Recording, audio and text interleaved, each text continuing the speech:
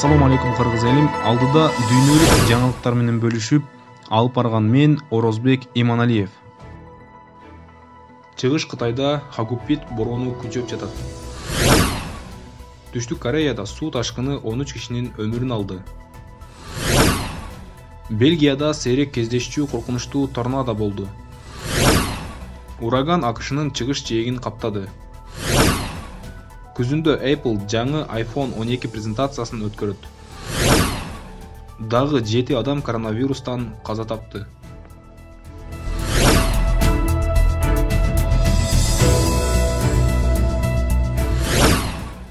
Нөшөрлөп жааган жамгыр жана катуу шамал Кытайдын чыгышына Хагупит бороонун алып келди. Элементтердин биринчи соккусу Чжэцзян жана Фуцзян провинцияларына түштү. Жаман аба ырайы Шанхайга өтпөйт. Бул жерде коркунучтун сары деңгээли жарыяланган. Циклондун борбордук бөлүгүндө шамалдын ылдамдыгы секундасына 28 метрге жакындап баратат. Балыкчыларды деңизге чыкпоого үндөштү. Курулуш долбоорлору убактылуу токтотулган. Чжэцзян провинциясындагы кооптуу аймактардын бир нече миң адам эвакуацияланган. Түштүк Кореяда 13 адам суу ташкынынын курмандыгы болушту. Ошол эле учурда 7 адам жапа чеккен. Кырсык 600дөн ашык турак жайларга зыян келтирди. Айдоо жерлер суу астында калат. Миңден ашык адам үйлөрүн таштап кетишкен. Жекшемби күнү Түштүк Кореянын бийлиги өзгөчө кырдаалдарга жооп кайтаруунун эң жогорку деңгээлин жарыялады. Торнадо Бельгияны каптады. Күбөлөр Батыш Фландрия провинциясындагы жээкке карай бараткан элементтердин сүрөттөрү менен бөлүшүштү.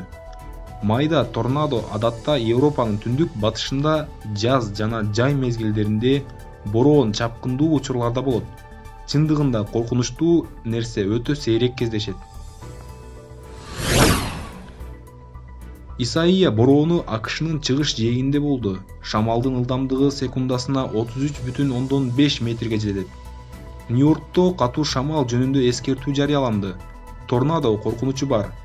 Сандбаг чептери Манхэттенде тургузулуп жатат.